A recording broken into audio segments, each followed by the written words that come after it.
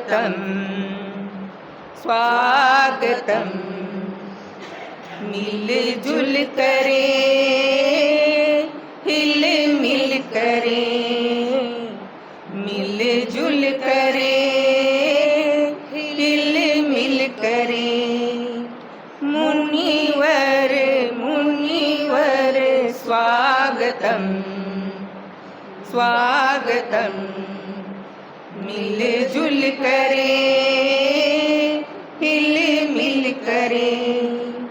हम सबके भाग्य खिले हैं, अरे माफले हैं, अरे माफले हैं। मंगल दीप जले हैं, मुनिवर मुनिवर स्वागतम स्वागतम।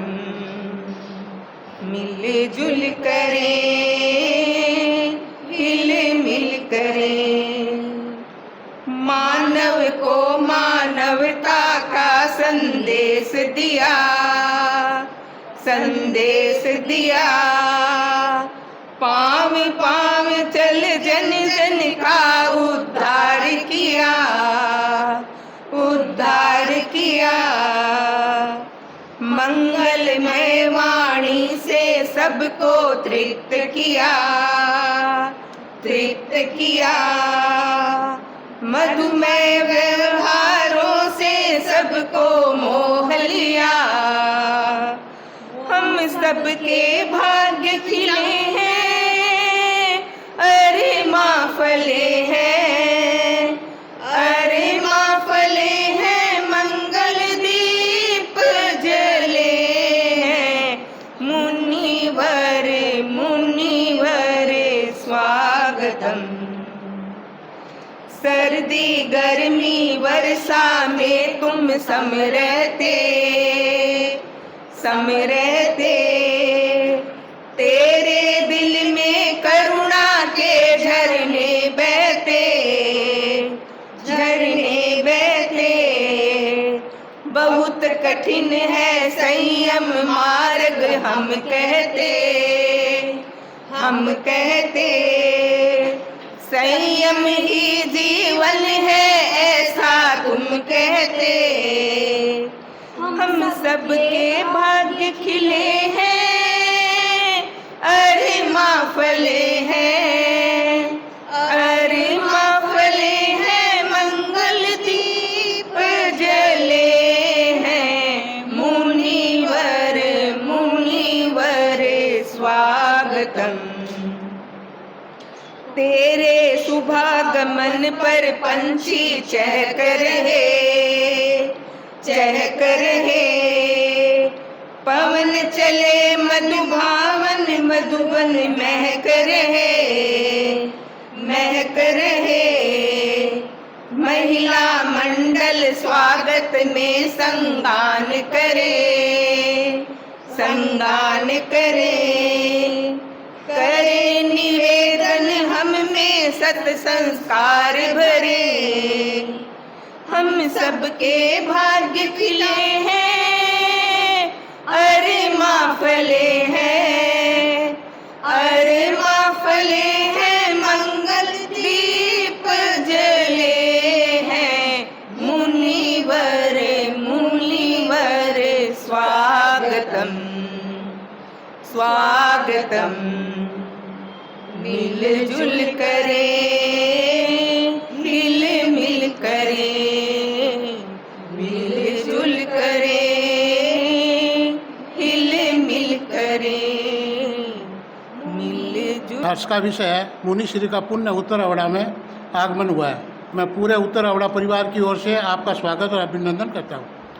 मुनि श्री सभा की यह नई टीम है, अनुभव कम है। आपसे निवेदन करते हैं कि आप हमारा मार्ग प्रस्तुत करते हुए हमें कार्य कैसे संपादित करने हैं, हमें सही राह बताएं।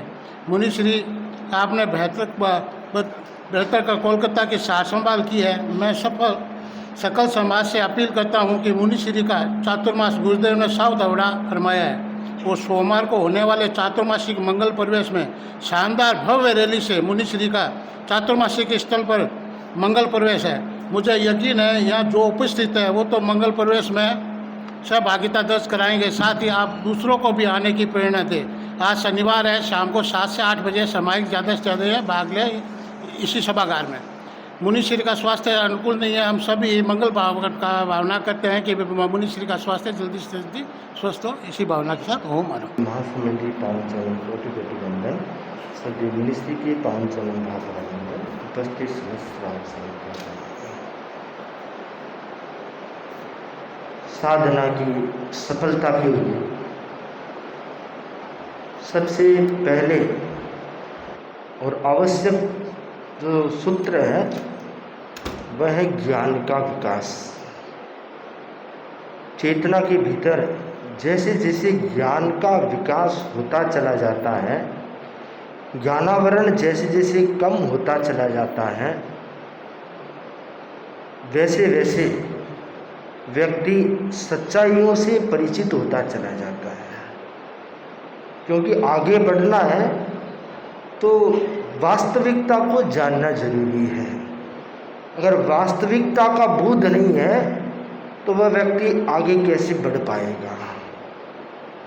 संसार क्या है, मोक्ष क्या है, तत्व क्या है, हेय उपाधि क्या है, ज्ञेय क्या है, आदि आदि बहुत सारी चीज़ें हैं। तो जैसे जैसे ज्ञान का प्रकाश फैलेगा वैसे वैसे व्यक्ति वास्तविकताओं से परिचित होगा, सच्चाइयों से परिचित होगा, और जैसे जैसे सच्चाइयों से परिचित होगा वैसे वैसे व्यक्ति आगे बढ़ता चला जाएगा।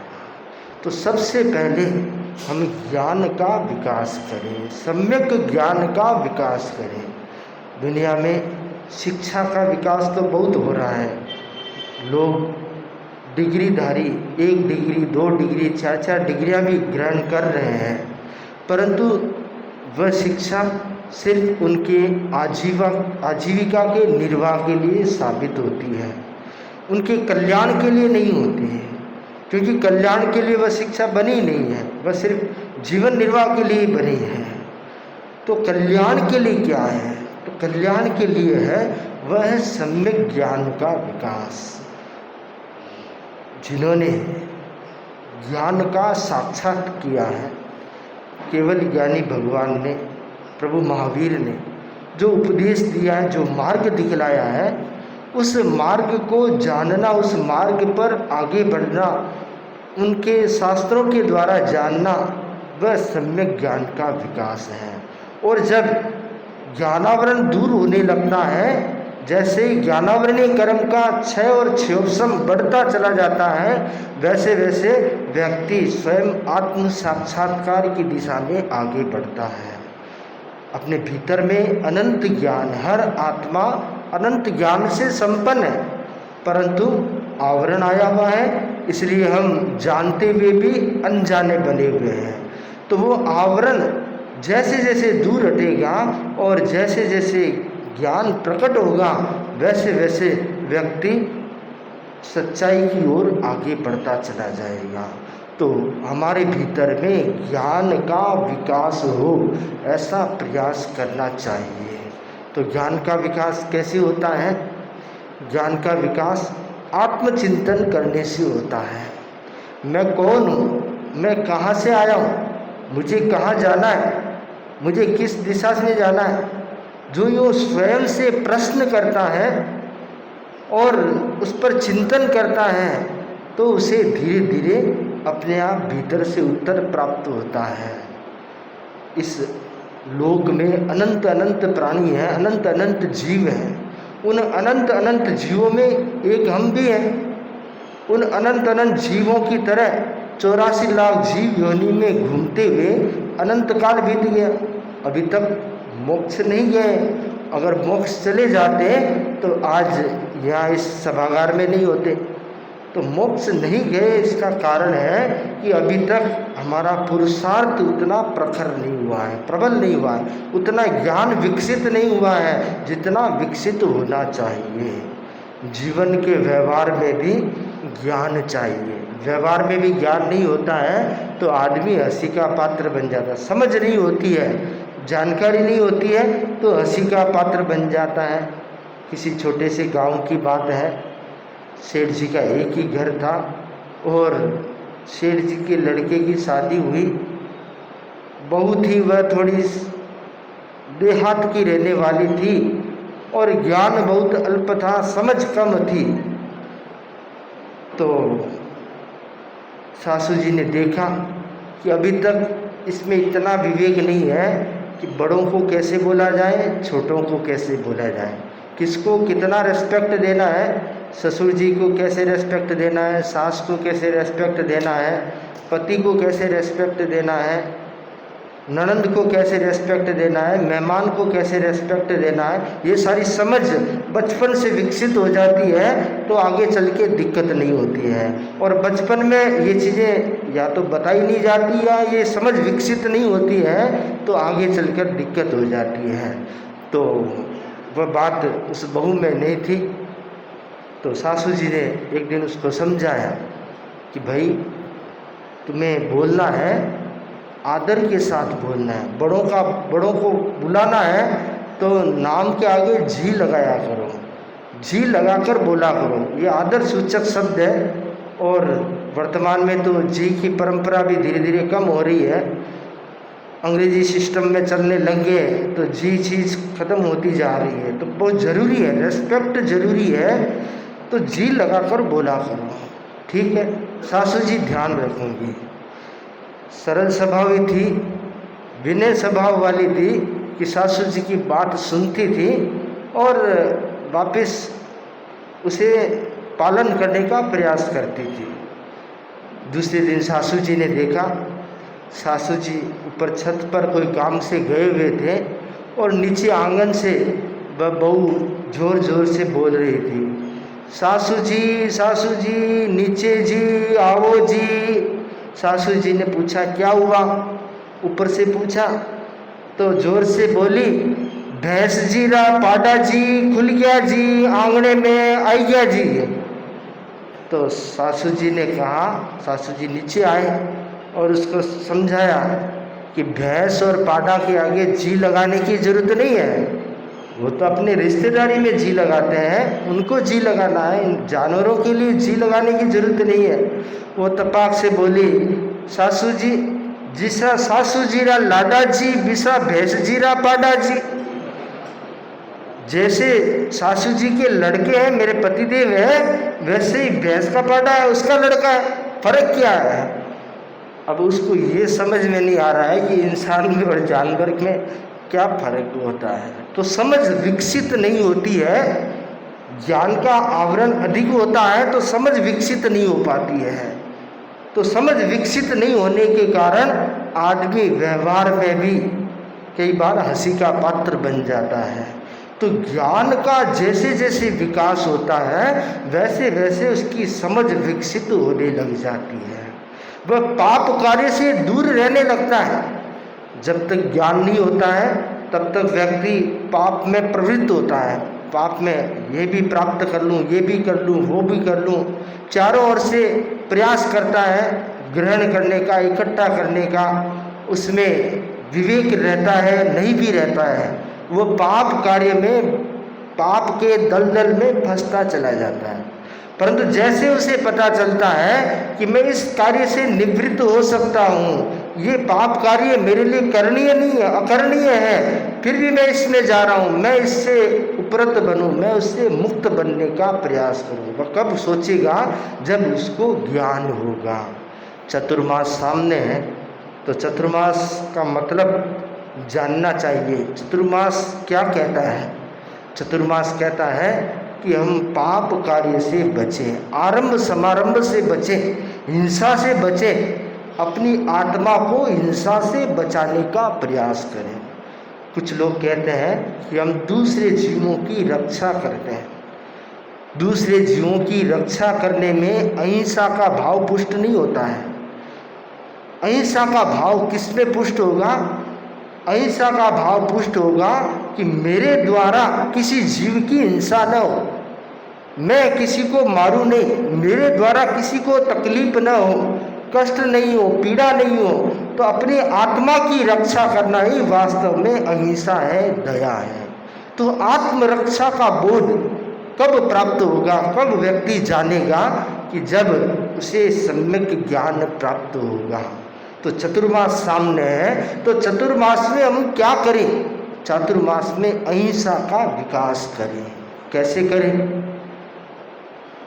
पुराने ज़माने में चातुर्मास में बहुत सारे व्यवसाय सीमित हो जाते थे, संसाधन कम थे, यातायात के साधन कम थे, और भी अनेक परिस्थितियां थी, परंतु आज वैसी परिस्थिति नहीं है। तो व्यवसाय को सीमित करें। हिंसाजन्य व्यवसाय है तो चतुर्मास में उसको सीमित करने का प्रयास करें। जमीकंद का वर्जन करें। जमीकंद में अनंत जीव होते हैं। जमीकंद के अलावा बहुत सारे खाद्य पदार्थ हैं, भोजन की वस्तुएं हैं जिनसे जीवन चलाया जा सकता है। क्या बिना जमीकंद व्यक्ति जी नहीं सकता? हजारों हजारों लोग हैं जो जमीकंद खाते ही नहीं हैं, उनके त्याग है। तो क्या हम चातुर्मास में जमीकंद का त्याग नहीं कर सकते? अपने जीव की लोलुपता के लिए, टेस्ट के लिए। एक बहन बोली कि महाराज अगर आलू निकाल दें तो रोज़ की समस्या हो जाती, क्या बनाए क्या नहीं बनाए, क्योंकि मानसिकता वैसी बन गई है। अगर हम जमीकंद को छोड़ें तो बहुत सारे विकल्प अपने आप सामने आ जाते हैं। तो चतुर्मास में प्रयास हो कि मैं जमीकंद की हिंसा से बचूं, मैं जमीकंद नहीं खाऊं, मेरे परिवार में कोई नहीं खाए, और सबसे महत्वपूर्ण है कि मेरे घर में जमीकंद आए ही नहीं। घर में आएगा ही नहीं, बनेगा ही नहीं, आरंभ समारंभ भी नहीं होगा, तो अपने आप परिवार के सदस्य उससे बच जाएंगे। बहनें देखती, भाई मैं तो नहीं खाती पर परिवार वालों के लिए बनाना पड़ता है, फिर तो आरंभ समारंभ तो तेरे को ही करना पड़ता है, परिवार वाले थोड़ी करते हैं। तो आरंभ समारंभ से बचे कि चतुर्मास में मेरे घर में जमीकंद का व्यवहार नहीं होगा। जमीकंद में एक सुई की नोक टिकाए उतने से भाग में अनंत जीव होते हैं, और अनंत जीवों की हिंसा आपको करनी पड़ रही है। आपके पास में अगर कोई विकल्प नहीं हो तब तो समझ में आती है, आपके सामने बहुत सारे विकल्प है। जैन धर्म में मांसाहार का वर्जन किया गया है, त्याज्य। क्यों? कि उसका विकल्प साकार है अपने सामने। हम बिना मांसाहार अपने जीवन को जी सकते हैं, इसलिए मांसाहार हिंसाजन्य है, इसको परित्याग किया गया और परित्याग कराया जाता है। अन्य लोगों को भी त्याग कराया जाता है और कराना चाहिए, प्रेरणा देनी चाहिए कि मांसाहार का त्याग करें। पर जब शाकाहार की बात करें तो शाकाहार में भी जैन धर्म में कुछ चीज़ें ऐसी है जो तामसिक होती है या अनंत जीवों वाली है, उनका परिवर्जन किया जाता है, त्याग किया जाता है। उसमें एक है ये जमीकंद। तो जमीकंद से बचने का प्रयास करें। चतुर्मास आ रहा है तो हमारे भीतर में ये भाव जागृत होना चाहिए कि मैं चातुर्मास की आराधना करूं, जमीकंद का त्याग करके करूं। व्यक्ति को बोध होता है तो इजीली त्याग कर देता है, और बोध नहीं है तो सतरे बहाना बनाता है कि महाराज बाहर जाना पड़ता है, बाहर तो यही मिलता है। ऐसी बात नहीं है। क्या आप अकेले ही बाहर जाते हैं? त्याग वाले बाहर नहीं जाते, वो भी तो बाहर जाते हैं, वो भी तो जीते हैं, वो भी तो अपना भोजन करते हैं। तो व्यवस्था जैसी बनाए वैसी बन सकती है। थोड़ा सहन करना पड़ता है, थोड़ा व्यवस्था सेट करनी पड़ती है, तो व्यवस्था को सेट करें कि मेरा जैन धर्म ये कहता है कि चातुर्मास में अनंत काय की हिंसा से बचे। यूँ तो 12 महीने ही बचना चाहिए, 12 महीना नहीं बच सकते तो कम से कम चातुर्मास में अवश्य बचने का प्रयास करें। तो जमीकंद का त्याग करें। दूसरा है रात्रि भोजन। जैन धर्म में रात्रि भोजन का निषेध किया गया है।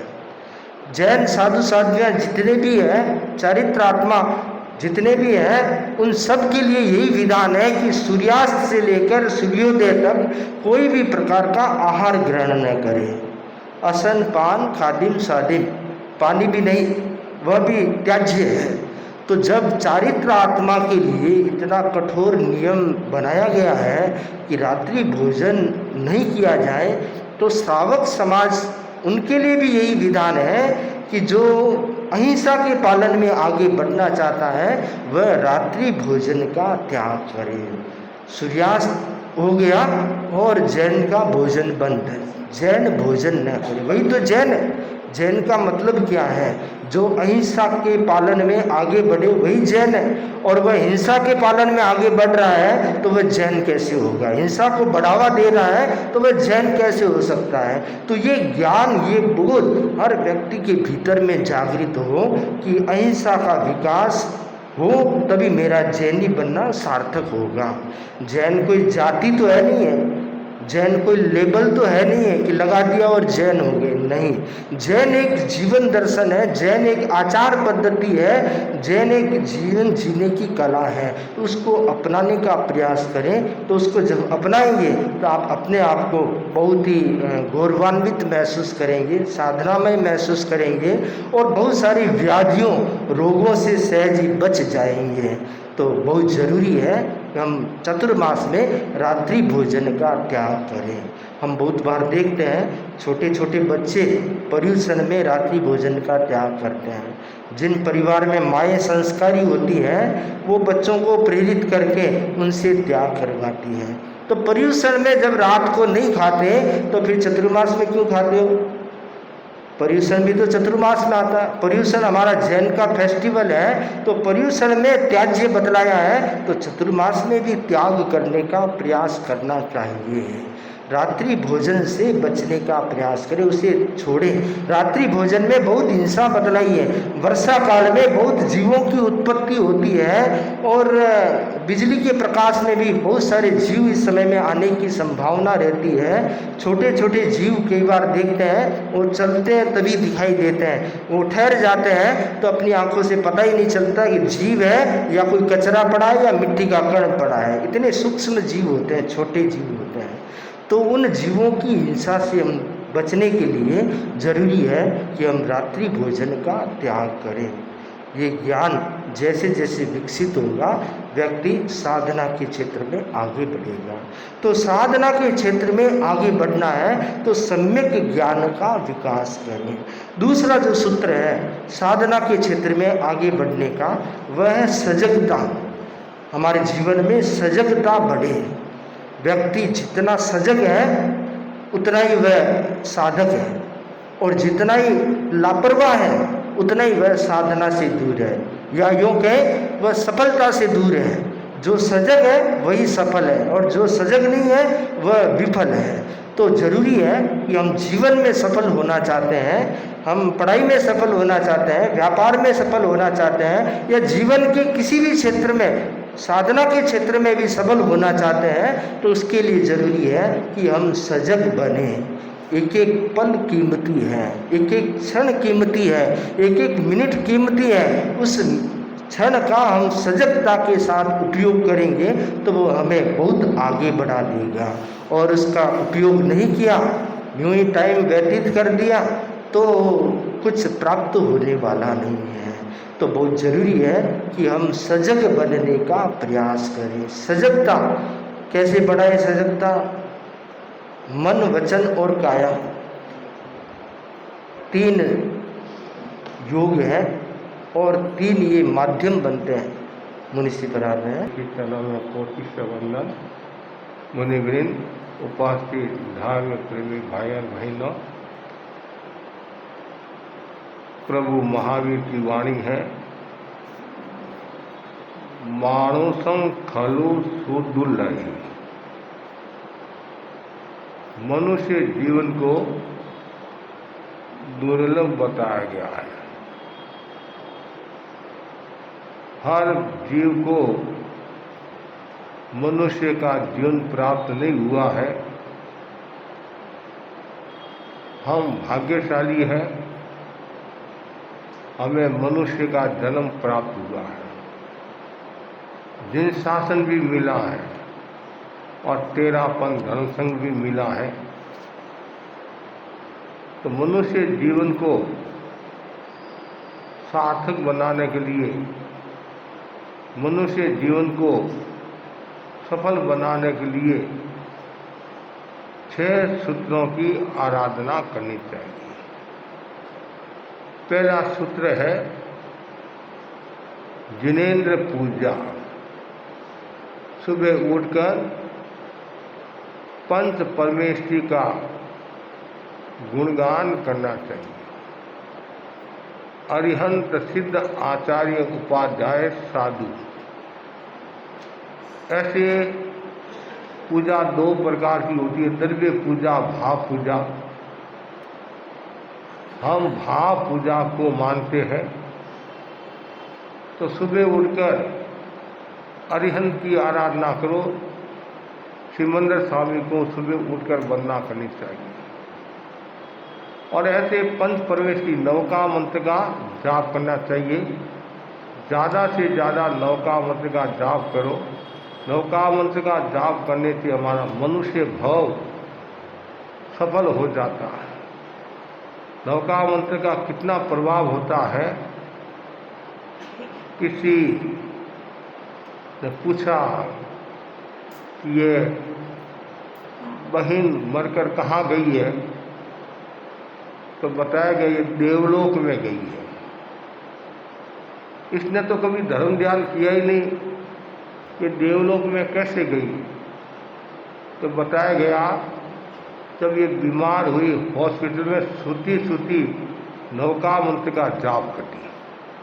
नवका मंत्र के जाप के कारण वह देवलोक में गई। नवका मंत्र का कितना प्रभाव, केवल जैन समाज के लोग ही नहीं, अन्य समाज के लोग भी नवका मंत्र को श्रद्धा के साथ सुमिरन करते हैं। दूसरा है गुरु परिउपासती, गुरु की उपासना करना, गुरु की सेवा करना। भारतीय संस्कृति में गुरु का बहुत बड़ा मूल्य है।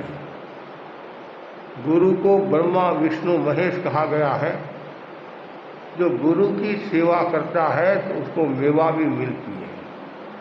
सच्चे मन से गुरु की सेवा करो, गुरु की आराधना करो, गुरु की उपासना करो, गुरु की सन्निधि में रहकर ज्ञान दर्शन चरित्र तप की आराधना करो। हम सौभाग्यशाली है, हमें ऐसे महान गुरु आचार्य महासमुद्री मिले हैं। पूर्व में भी 10 आचार्य हो चुके हैं। वर्तमान में ये 11 आचार्य धर्म संघ की सेवा करे हैं, जिन शासन की प्रभावना करे, मानवता की सेवा करे हैं। ऐसे गुरु का बार बार सुमिरन करना चाहिए। और जो गुरु की सेवा करता है, गुरु के इंगित की आराधना करता है, गुरु के आकार को समझता है, वह अपने जीवन को सफल बना देता है। तीसरा जो सूत्र बताया गया है वह है सत्वानुकंपा। मन में अनुकंपा का भाव रखना चाहिए, संवेदनशीलता का भाव रखना चाहिए। जितनी मन में अनुकंपा होगी, जितनी संवेदनशीलता होगी, उतना ही हमारा सम्यक पुष्ट होगा। धर्म का मूल क्या है? दर्शन है, सम्यक दर्शन। और सम्यक दर्शन पुष्ट कब होगा? जब हमारे भीतर में करुणा का भाव है। सम्यक्त्व के 5 जो लक्षण बताए, सं, संवेग, निवेद, अनुकंपा, आस्तिक्य। तो अनुकंपा, जितनी ज़्यादा मन में अनुकंपा का भाव होगा, करुणा का भाव होगा, उतना ही व्यक्ति आगे बढ़ेगा। श्रीमद् रायचंद का हम उदाहरण दे सकते हैं।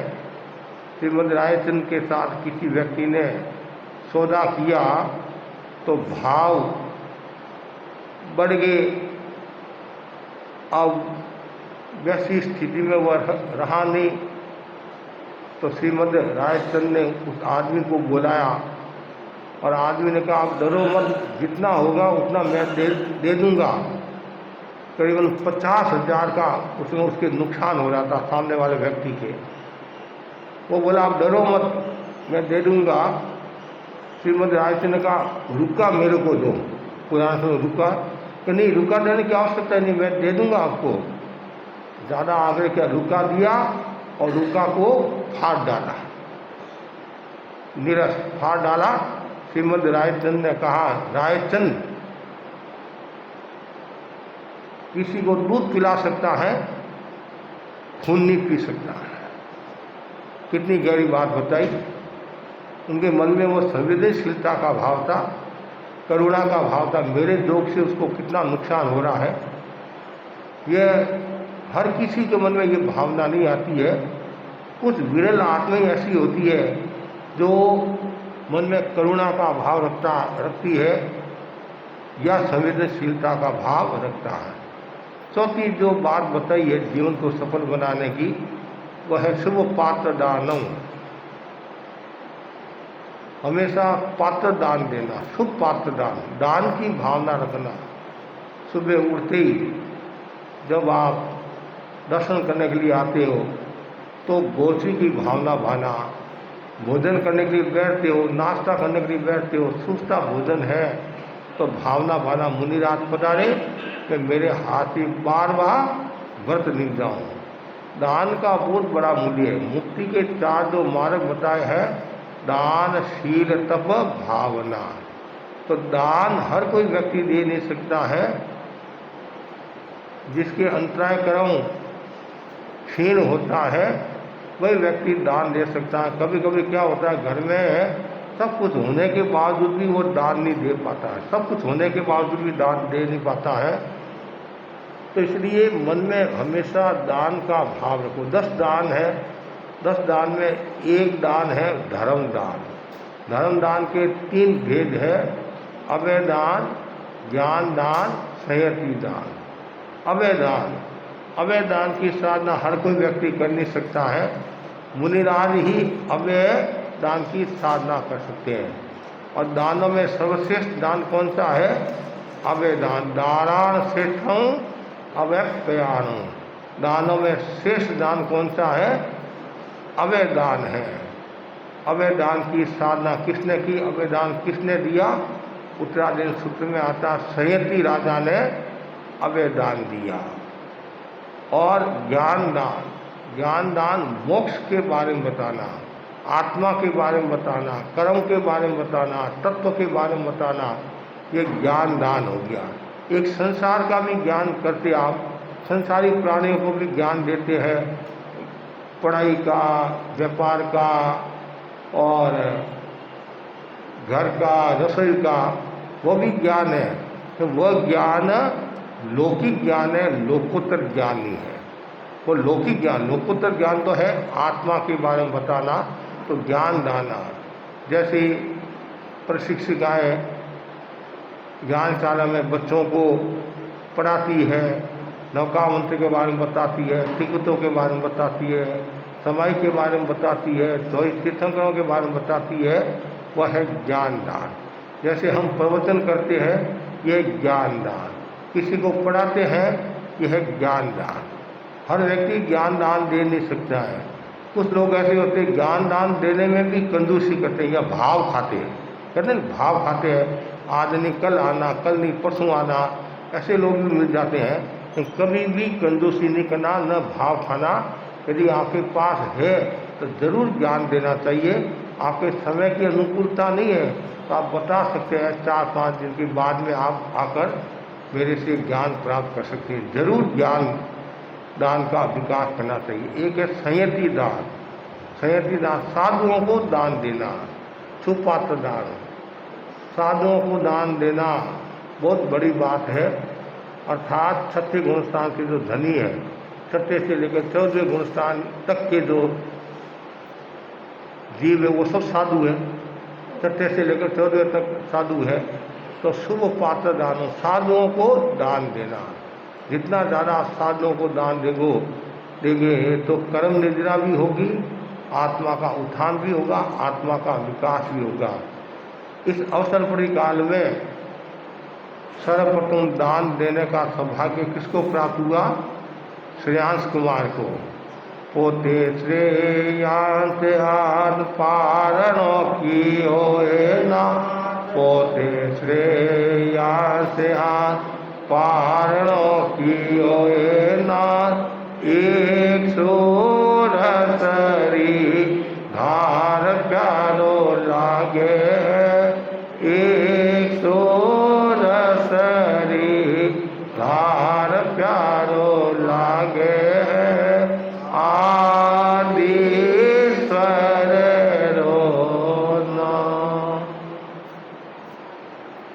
भगवान ऋषभ को श्रेयांश कुमार ने सर्वप्रथम व्रत दे जाया। ये भी एक बड़ी बात थी। उससे पहले लोग दान के बारे में जानते नहीं थे, दान की विधि के बारे में जानते नहीं थे।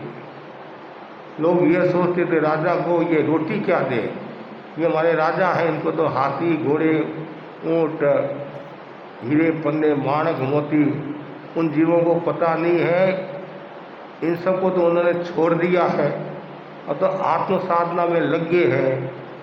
तो ये तो श्रेयांश कुमार सौभाग्य था और उन्होंने अपने हाथ से दान दिया। और आप लोगों को भी भावना भाना, आप लोगों को भी मन में हर समय ये भावना रहना कि मैं ज़्यादा से ज़्यादा सुपात्र दान दूँ, सुपात्र दान। कुछ लोग ऐसे होते हैं दान देते कोई है और दर्द किसी के होता है। कभी कभी ऐसा भी होता है सामाजिक दृष्टि से कोई चंदा देता है तो जो देने वाला वो तो खुश हो रहा है और दूसरा है उसको दर्द हो रहा है। ऐसा कभी नहीं होना चाहिए। अब वो दे रहा, उसके पास सुविधा है, दे रहा है, आपको किस बात का दर्द हो रहा है। ऐसे लोग भी मिलते हैं। हर पहली बात तो हर कोई दान दे नहीं सकता है और देता है तो दूसरों को दर्द हो जाता है। लेकिन भावना ये भाव मैं हमेशा सुपात्र दान दूँ, ज्ञान दान दूँ, अभय दान दूँ, ये भावना जरूर होनी चाहिए। और ये भावना होगी तो आपका विकास होगा, कर्म कटेंगे। और पांचवा जो सूत्र बताया है वह यह है मनुष्य जीवन को सफल बनाने का जिन वाणी सुनना, प्रभु की वाणी सुनना, आगम वाणी सुनना, गुरु वाणी सुनना, सूत्र की वाणी सुनना बहुत ऊंची बात है। हर कोई व्यक्ति गुरु की वाणी सुन नहीं पाता है, हर कोई जिन वाणी सुन नहीं पाता है। ऐसे ऐसे लोग हैं, कोई सुनने के लिए जाता है तो उसको रोक देते हैं, उसको रोक देते हैं। ऐसे लोग भी मिलते हैं, ऐसे अज्ञानी लोग भी मिलते हैं। तो कभी भी अंतराय तो किसी के देना ही नहीं।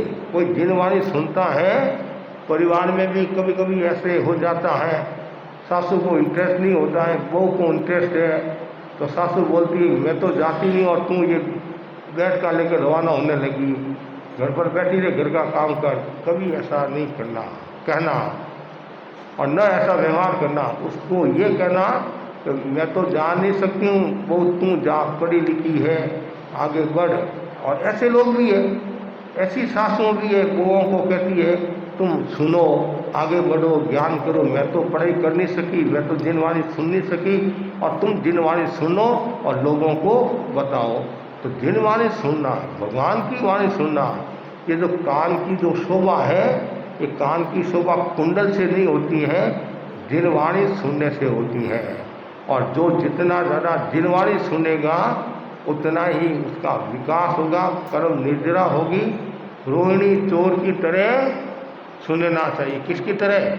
रोहिणी चोर की तरह सुनना चाहिए।